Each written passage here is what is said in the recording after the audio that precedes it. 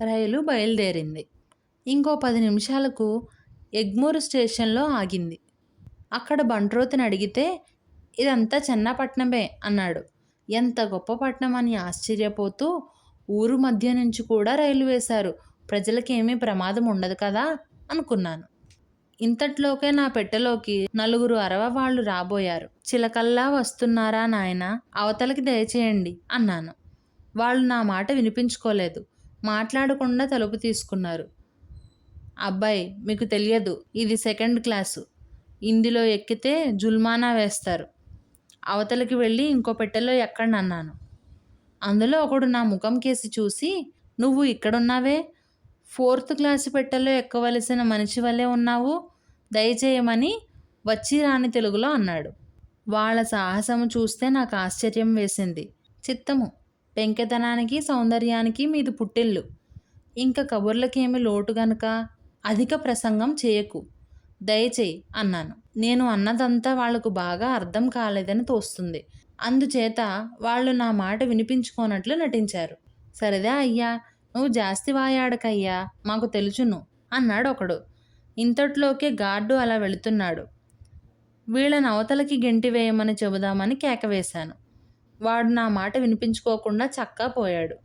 ఇంతట్లోనే వీళ్లకు తోడు ఇంకో ఆయన చేరాడు. ఆ వచ్చినాయనకి తోటి వాళ్ళీ సంగతంతా చెప్పాడు. నాకు ఇంగ్లీషు రాదనుకున్నాడు కాబోలు. వాళ్ళు వట్టి పల్లెటూరి దద్దమలా ఉన్నాడు. గార్డుకి 1 రూపాయో 2 చేతిలో పెట్టమన్నాడు. ఇంకా పాపము పెట్టంతా తనదే అనుకుంటున్నాడు అని వాళ్ళలో వాళ్ళు అనుకుంటున్నారు. నేను గార్డుకు రూపాయి ఇచ్చినట్లు వీళ్ళకెలా తెలిసిందా అనుకున్నాను. అనవసరంగా అట్టే మాట్లాడకండి. చెన్నాపట్నం అంత ఊరు కాకపోయినా నేను నరసాపురంలో చదువుకున్నాను. నేను గార్డుకి ఏమీ ఇవ్వలేదు. మీ వైఖరి చూస్తే తెలియక పొరపాటున సెకండ్ క్లాస్లోకి వస్తున్నారేమోననుకుని మీ మేలు కోరి చెప్పాను. మీరు ఈ టిక్కెట్లే కొనుక్కున్నట్లయితే ఇందులోకే రావచ్చు. నా అభ్యంతరం ఏమీ లేదు అన్నాను. దర్జాగా గార్డు రూపాయి పుచ్చుకొని మోసం చేశాడు కదా అనుకున్నాను. పైగా అనవసరంగా వీళ్లతోటి పేచీ కూడా ఎందుకు అనుకున్నాను. పేచీ పెట్టినా ఏమీ లాభించేటట్టు కనిపించలేదు.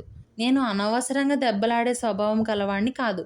ఇందులో లాభించేదేమీ లేదని తెలుసుకున్న తర్వాత అసలే పేచీలోకి దిగను. ఒకవేళ పొరపాటున దిగినా తక్షణమే గౌరవంగా, ఇంగ్లీషు వాళ్ళు యుద్ధంలో తమ పని మరోలాగా అవుతుందనుకున్నప్పుడు మర్యాదగా, యుక్తిగా వెనక్కు తగ్గుతారని మా మేస్టారు చెప్పినట్లు నేను అటువంటి సందిగ్ధ సమయంలో వెనుకంజ వేస్తాను. ఏమి అంటే, పైకి మరోలాగు కనపడ్డా నేను బహుజాగ్రత్త మనిషిని. అనవసరంగా డబ్బు ఖర్చు పెట్టడం నాకిష్టం లేదు. అలా అని సమయం వచ్చినప్పుడు వెనక్కి తీసేవాణ్ణి కాదు. కానీ మంచో చెడో కొంచెం దూరాలోచన కలవాణ్ణి కనుక ఒక్కటే పద్ధతి పెట్టుకున్నాను. 1 వేసి 10 లాగాలనే పద్ధతిలో వాణ్ణి. అందుకనే వాడేమనుకున్నా నేను వట్టి వెర్రివాణ్ణి అనుకున్నా గార్డుకో రూపాయి ఇచ్చాను. రూపాయి పోయినా దూరము ప్రయాణం గనుక ఇరుకు లేకుండా సౌఖ్యంగా నలుగురు ఎక్కే పెట్టెలో నేను ఒక్కణ్ణే కూర్చోవచ్చు కదా అనుకున్నాను. కానీ నా జన్మలో ఈ ఒక్కసారి మటుకు మోసపడ్డాను. అది వరకెప్పుడూ ఇంత దొంగను చూడలేదు. ఇప్పుడు పెట్టెలో ఇంకొకరు ఎక్కారనే విచారము లేదు. నాకు పట్టుకున్నదేమిటంటే, నిష్కారణంగా వాడు నన్నెందుకు ద్రోహము చెయ్యాలని. కావాలంటే దేహీ అని చేయి చాస్తే లేదంటానా? నేనేమంత కష్టసుఖాలు ఎరుగని వాడినా? కాదే. మానవ స్వభావంలో ఎంత దుర్మార్గమైంది. అందులోనూ వాడు దొర కూడాను. అంత మోసగాళ్ళు గనుకనే వాళ్ళింతటి రాజ్యము సంపాదించగలిగారు.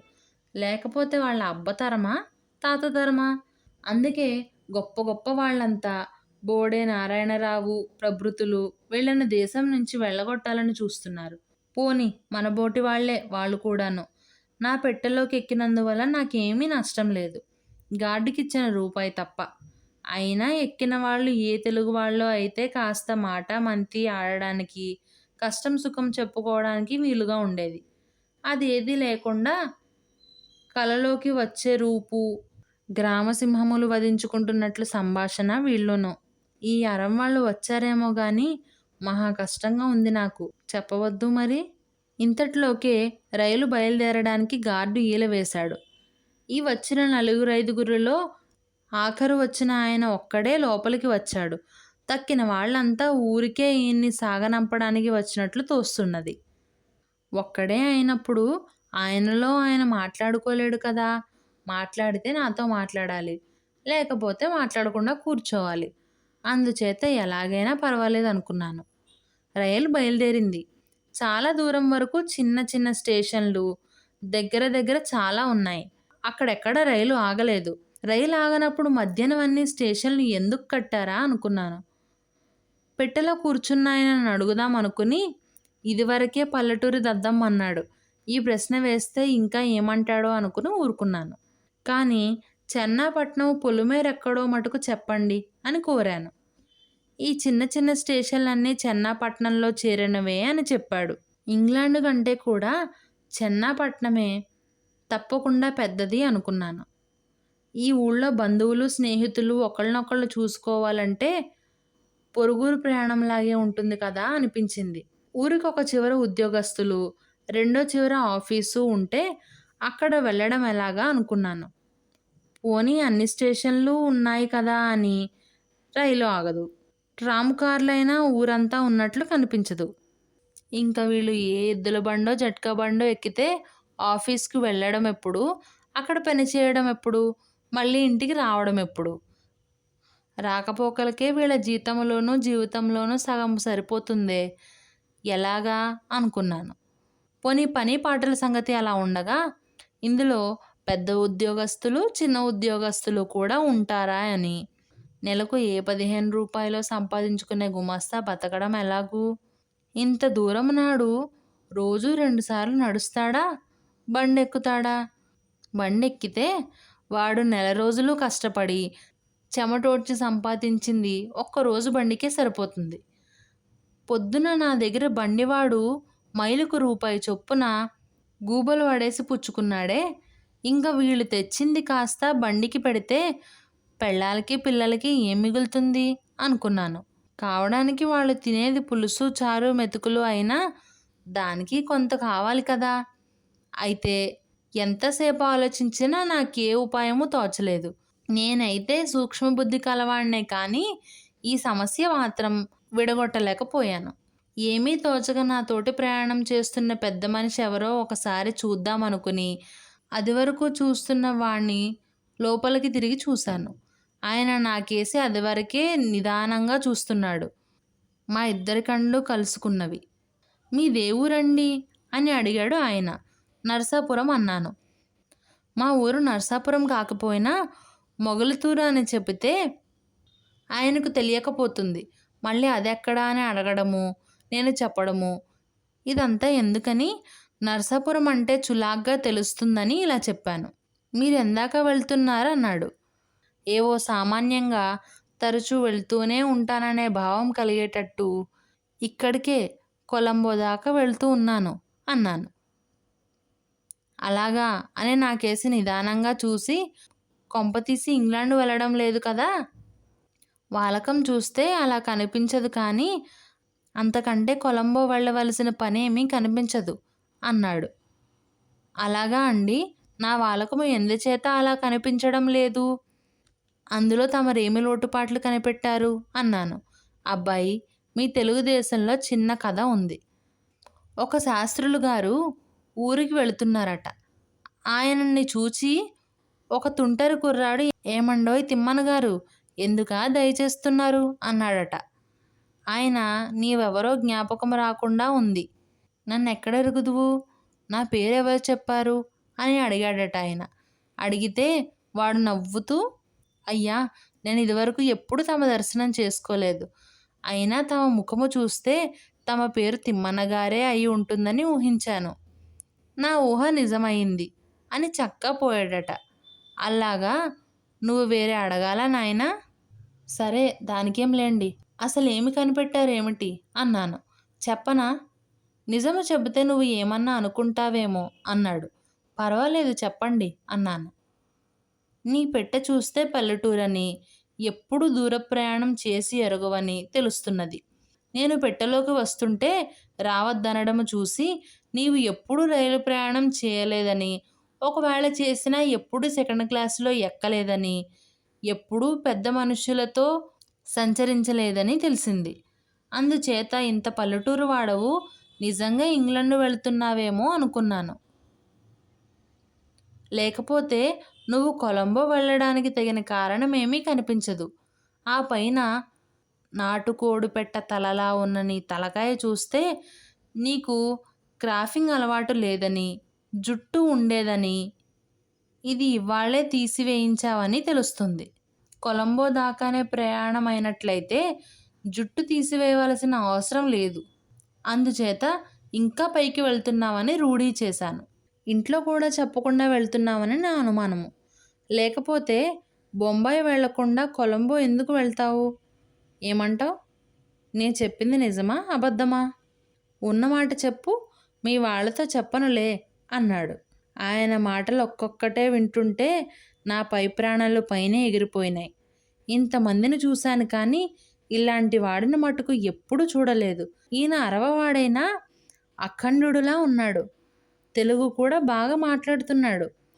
ఒకవేళ తెలుగుదేశంలో ఉన్నవాడేమో కొంతకాలం. లేకపోతే సెకండ్ క్లాసులో ప్రయాణం చేయతగినంత డబ్బు ఎక్కడిది అరవ్వాళ్లకు? తెలుగుదేశంలో సంపాదించలేకపోతేనో అనుకున్నాను. ఏమైతేనేమి, అఖండమైన తెలివితేటలు. మన గుట్టంతా తెరిచి ఉన్న పుస్తకం చదివినట్లు నిమిషంలో కనిపెట్టేశాడు. ఈయన వల్ల ఏమీ ప్రమాదం రాదు కదా అనుకుని, ఈయనెవరో, ఈయన సంగతులేమిటో సందర్భం ఏమిటో అడిగి తెలుసుకుందాము. ఎలాగైనా ఈయనతోటి కొంత స్నేహం ఉంటేనే నయము అనుకున్నాను. లేకపోతే ఇంటికి కోపం చేత ఉత్తరం రాస్తే చిక్కు. ఎందుకైనా కొంచెం జాగ్రత్తగా ఉండడమే మంచిది. చిత్తం. తమరు ఊహించినది చాలా భాగం వాస్తవమే. నేను ఇంగ్లాండ్ వెళుతున్నాను. తమదే ఊరు? తెలుగు కూడా బాగా మాట్లాడుతున్నారు. తెలుగుదేశంలో ఎప్పుడైనా ఉన్నారా ఏమిటి అన్నాను. అనేటప్పటికీ ఆయన కొంచెం నవ్వి, అబ్బాయి, మాది తిరుచునాపల్లి. నేను చిన్నప్పటి నుంచి తెలుగుదేశంలోనే ఉండేవాడిని. మా తండ్రి స్టేషన్ మాస్టర్ చేసి చాలా కాలం రాజమహేంద్రవరము, నిడదవోలు, ఏలూరు మొదలైన ఊళ్ళలో ఉండేవాడు. నేను ఇంగ్లాండులో చదువుకున్నాను. ఇంజనీరు పరీక్ష అయ్యి నేను చాలా కాలము మీ ధవళేశ్వరములోనూ, నెట్టిపేటలోనూ, బెజవాడలోనూ ఉన్నాను. అందుచేత నాకు తెలుగు బాగా అలవాటు అన్నాడు. దానితో నా కాళ్ళు చల్లబడ్డాయి. అదివరదాకా తొందరగా కొట్టుకుంటున్న గుండె ఒక్క క్షణం ఆగిపోయింది. ఇంక మా ఇంటి పేరు, మా నాన్న పేరు అడిగి తెలుసుకొని ఇంటికి ఉత్తరం రాస్తాడు. నా కొంప మునిగిందనుకున్నాను. మరొకళ్ళైతే గుడ్లు మిటకరించేవాళ్ళు. నేనింకా కొంచెం ధైర్యం గలవాణ్ణి కనుక ఆగిపోయిన గుండెను ఆడించి మళ్ళీ ఆయనతోటి సంభాషణ ఆరంభించాను. చిత్తము, అలాగా అండి? ఇంగ్లాండ్ దయచేశారా అండి? అక్కడ మన వాళ్ళు ఎవరైనా ఉంటారా అండి? బస అది దొరికి భోజనం అది సదుపాయంగా ఉంటుందా అండి అన్నాను. ఆ అన్నారు. ఏదో కొంతమంది మన వాళ్ళు ఉన్నారు. మొత్తం మీద సౌఖ్యంగానే ఉంటుంది అని. నీకక్కడ స్నేహితులు ఎవరైనా ఉన్నారా? అక్కడికి ఏమి కావాలో అన్నీ కొనుక్కున్నావా? అక్కడ ఎలా నడుచుకోవాలో, ఆ దేశ ఆచారాలేమిటో ఏమన్నా తెలుసుకున్నావా అన్నాడు. అనేపాటికి పోని పెద్ద మనిషి కదా అని కొంచెం గౌరవంగా మాట్లాడితే, నన్ను చిన్న కుర్రాడి కింద కట్టేసి మాట్లాడితే అబ్బాయి అనుకుంటూ ఏమిటో దర్జాకు పోతాడేమిటి? ఈయన ఎక్కువేమిటి, నా తక్కువేమిటి? ఈయన ఇంగ్లాండ్ ఇదివరకు వెళ్ళాడు, నేను ఇప్పుడు వెళుతున్నాను. అంతే తేడా. ఈ మాత్రం దానికి నన్ను ఇంత అగౌరవపరచవలసిన అవసరం ఏమీ లేదు. కాబట్టి ఈయనతో సంభాషణని ఇంక కట్టిపెడితే బాగుంటుందని ఆయన అడిగిన దానికంతా ఆ అని, ఊ అనో ఏకాక్షరంతోటి సమాధానం చెప్పి, ఆయన ఇంకా ఏమిటో అడుగుతుంటే వినిపించుకోకుండా కళ్ళు మూసుకొని నిద్రపోతున్న వాడికి మళ్ళీ వెనక్కి జారబడి కూర్చున్నాను. దానితో ఆయనకు కొంచెం కష్టం తోచింది కాబోలు. ఒక్క క్షణం ఊరుకున్నాడు.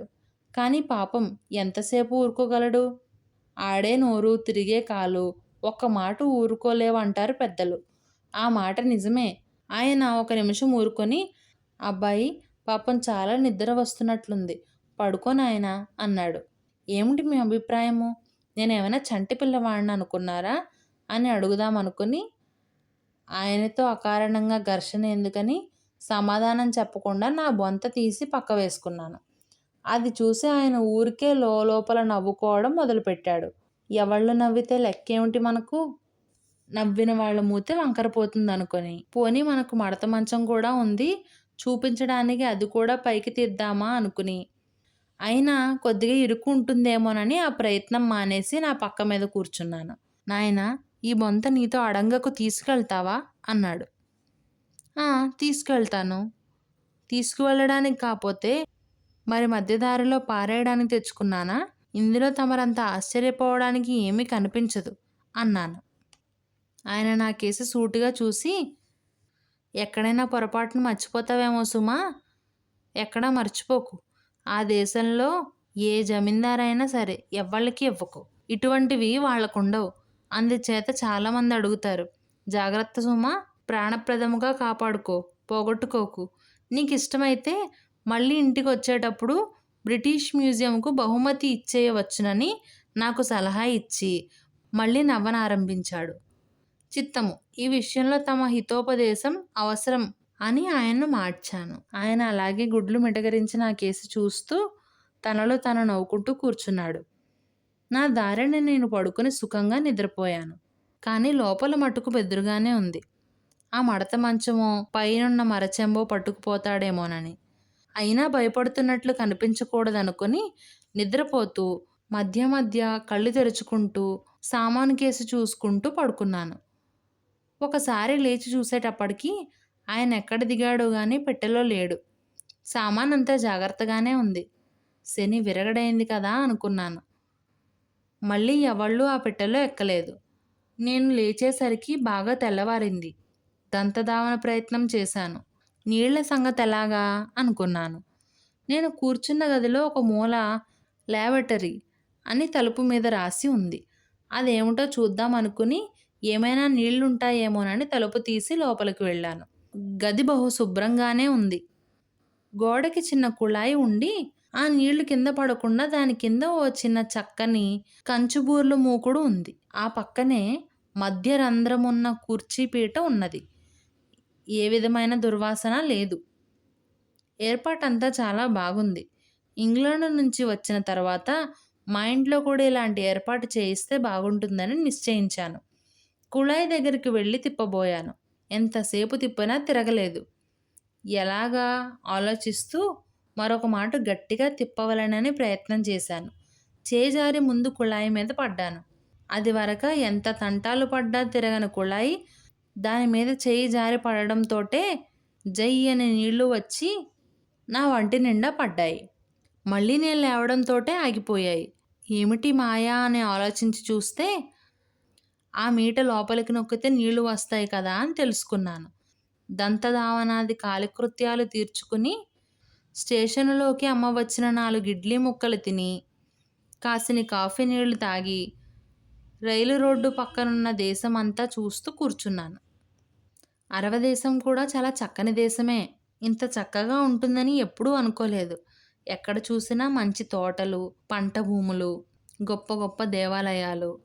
అంతా మన డెల్టాలాగా ఉంది. ఇంత తృణకాష్ట జల సమృద్ధి గల దేశస్థులు అంత దరిద్రులుగా ఉండి 8 రూపాయలకు 10 రూపాయలకు ఆశించి దేశాలు కాని దేశాలు ఎందుకు పోతారా అనుకున్నాను. మధ్యాహ్నం ఒక స్టేషన్లో గార్డు వచ్చి భోజనం కావాలా అని అడిగాడు. నా భోజనం సంగతి వీడికెందుకు? వీడేమన్నా పెడతాడా ఏమన్నానా? పెడితే మటుకు మనం తింటాము గనుకనా అని. అక్కర్లేదు అన్నాను. అయితే మరేం చేస్తారు అన్నాడు. సరే ఏదో చేస్తాలే అన్నాను. వాడు నా ముఖం కేసి చూసి పెదవి విరిచి కనుబొమ్మలు భుజాలు ఎగరేసి చక్కా పోయాడు. భోజనం సంగతి ఏమి చేయడానికి తోచక మళ్ళీ ఏదో కాస్త చిరుతిండి కొనుక్కుని తిని కాసేపు పడుకుని నిద్రపోయాను. సాయంత్రం సుమారు 5 గంటలు అయ్యేసరికి ట్యూటికోరన్ చేరాను.